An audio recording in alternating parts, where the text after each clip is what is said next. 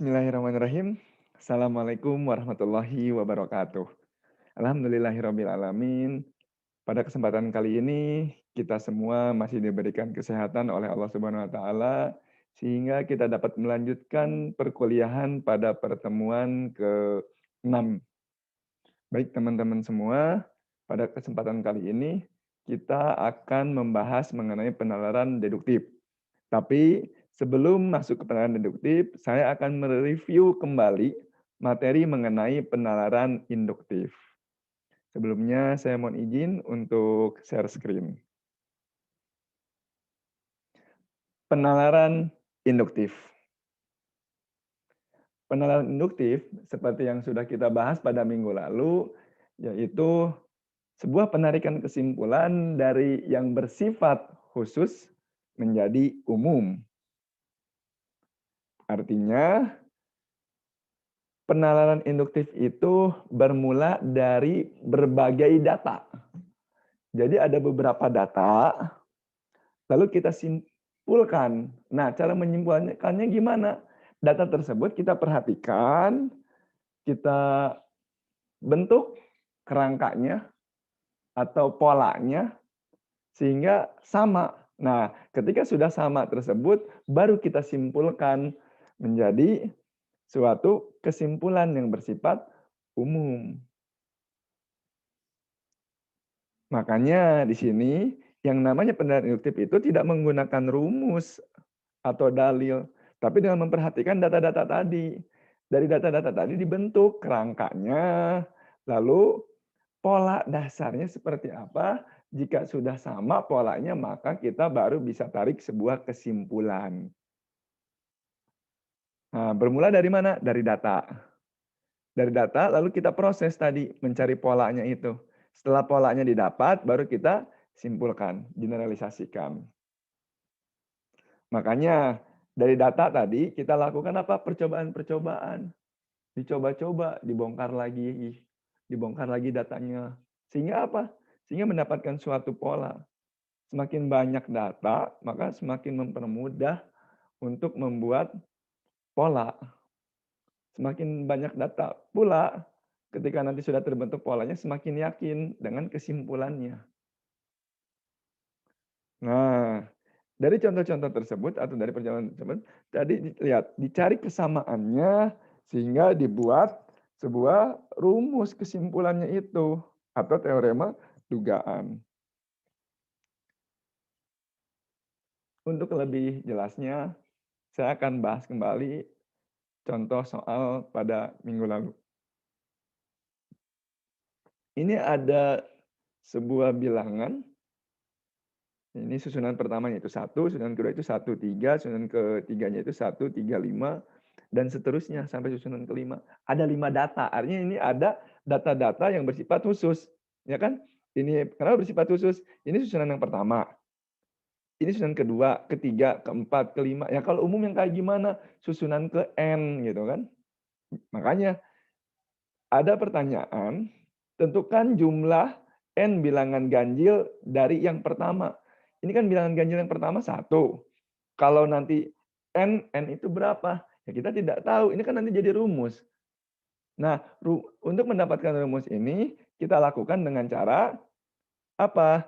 Memperhatikan datanya. Datanya kita sudah perhatikan bahwa data tersebut bilangan ganjil. Lalu kita jumlahkan bilangan ganjilnya. Ketika dijumlahkan, sudah dapat, kita bongkar.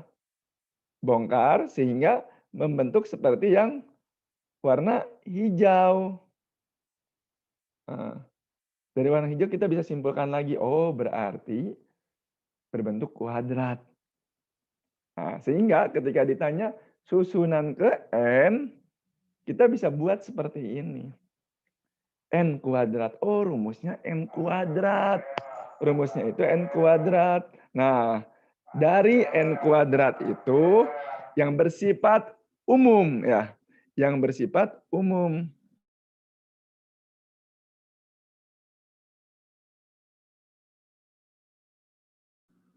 Jadi, dari yang bersifat umum tadi bisa kita lakukan apa? Nah, lakukan untuk menjawab yang bersifat khusus kembali. Saya ulang, ini kan bersifat yang tadi bersifat khusus. Lalu apa? Lalu kita dapatkan kesimpulan yang bersifat umum yang ini. Nah, rumus ini kita pakai lagi nanti ke yang bersifat khusus. Contohnya apa? Susunan ke-50. Nah, berapa jumlah dari 50 bilangan ganjil dari yang pertama? Berapa jumlah dari 50 bilangan ganjil yang pertama? Mohon maaf ini darinya jadi 2 kali.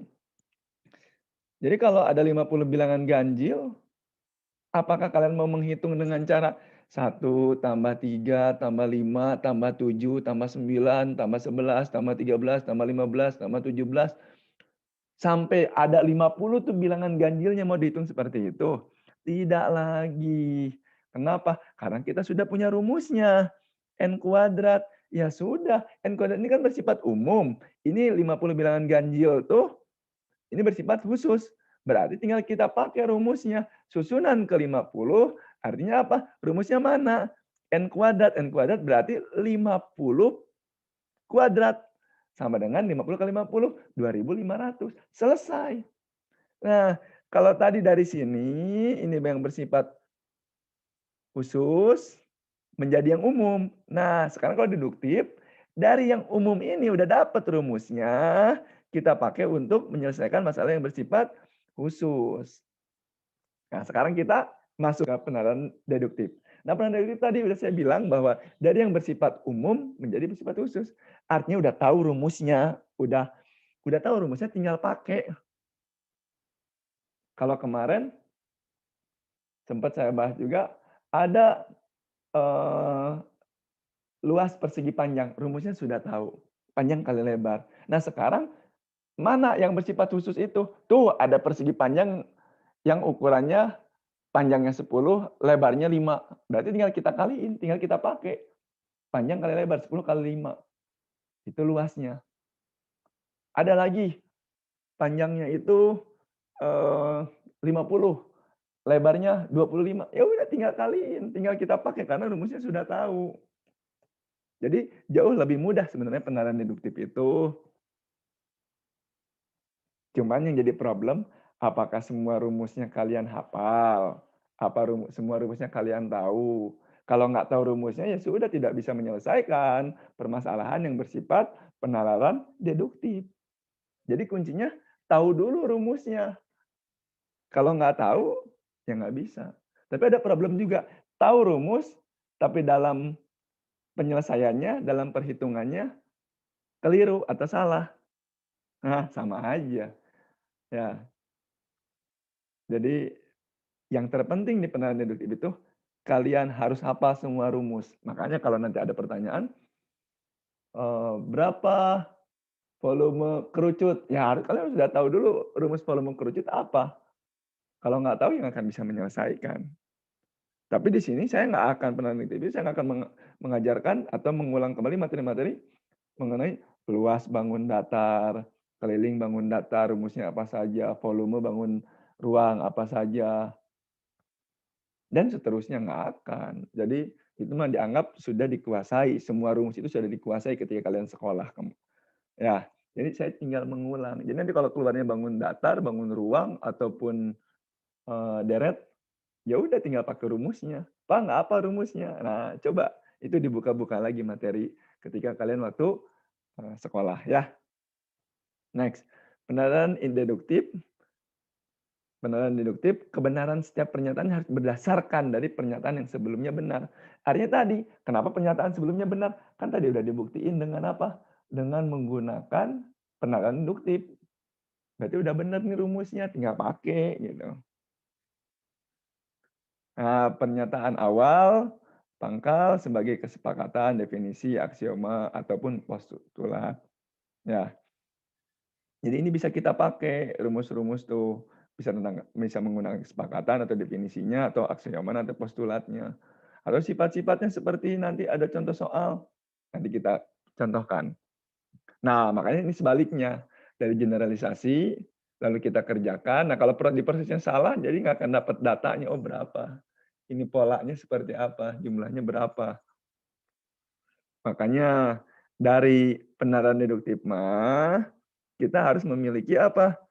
Nah, memiliki ingatan, pemahaman, atau penerapan dari rumus, sifat, aturan, teorema, aksioma, dalil, definisi, dan hukum. Nah, ini semua harus kita kuasai. Jadi tinggal pakai sifat-sifatnya apa saja.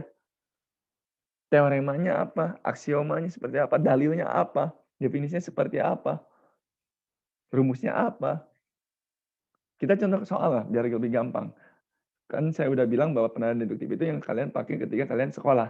Jadi rumusnya udah dikasih tahu sama gurunya, kalian tinggal pakai. Nah, ini pun sama. Ada pertanyaan, buktikan besar sudut setiap segitiga adalah 180 derajat. Gimana cara membuktikannya? Berarti saya harus menggunakan rumusnya. Rumusnya apa, Pak? Oh, bukan rumus yang kita pakai. Tapi yang ada juga untuk sudut, kita menggunakan yang namanya sifat. Nah,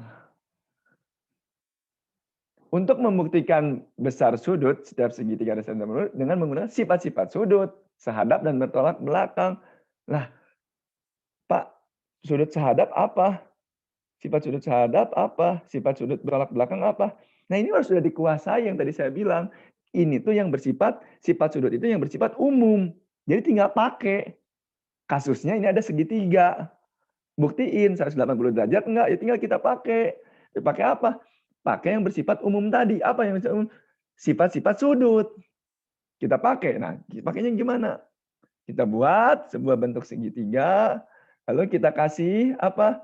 Tanda segitiga A, B, C. Nah, C yang ini, yang di dalam segitiga, itu C1. Lalu nanti kita buat lagi ini garis lurus, karena 180 derajat. Ini 180 derajat kalau garis lurus. Ya. Nah, kita lanjutkan. Sudut A, ini sehadap dengan mana? Sehadap dengan C2, dengan sudut C2. Nah, ini. Jadi, sudut A ini sehadap dengan C2. Jadi ukurannya sama. Nah, sudut B ini sehadap dengan C4. Dari mana Pak itu sehadap? Ya, emang sama. Ini harus sudah dikuasai oleh kalian sebelumnya, sifat tersebut. Lalu apa? Lalu sekarang ada satu lagi. C1 itu bertolak belakang dengan C3. Ini ukurannya akan sama juga. Jadi bukan ngebuktiin lagi, benar nggak sih kalau sehadap itu ukurannya akan sama? Benar nggak sih kalau bertolak belakang? Bukan lagi itu, tapi kita tinggal pakai. Nah, sehingga apa? Sifat sehadap dengan sifat bertolak belakang dari sebuah sudut itu kita pakai untuk membuktikan besarnya jumlah sudut segitiga. Nah, kita baru bisa simpulkan sudut A tambah B tambah C1 ya.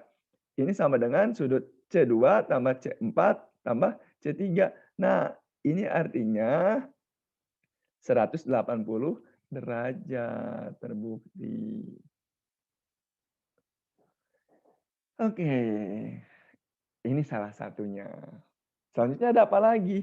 Ada lagi ini, ketika mengenai Pak Aji meminjam uang di koperasi simpan pinjam sebesar 12 juta. Aturan bunga yang ditetapkan adalah bunga berjalan atau tidak tetap, mohon maaf, tidak tetap sebesar 12% per tahun. Pak Haji akan mengembalikan selama 2 tahun. Berapakah besar bunga yang diberikan Pak Haji kepada koperasi tersebut? Apa yang bisa kita lakukan yang pertama, yaitu mentranslate dulu kalimat soal tersebut menjadi kalimat matematika dengan membuat model perhitungan bunga per bulan. Yang kedua, mengenai permasalahan tersebut dengan menggunakan rumus. Nah, kan rumus ujung-ujungnya. Kalau yang pertama merubah doang itu, merubah dari soal cerita menjadi model perhitungan matematika ya.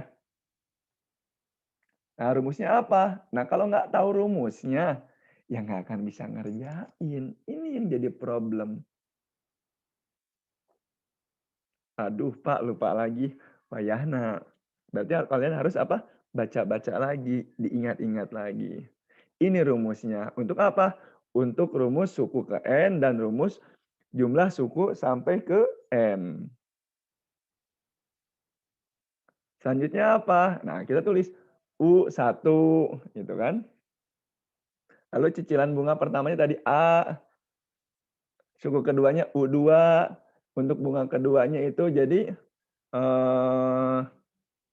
ya U2 untuk bunga keduanya.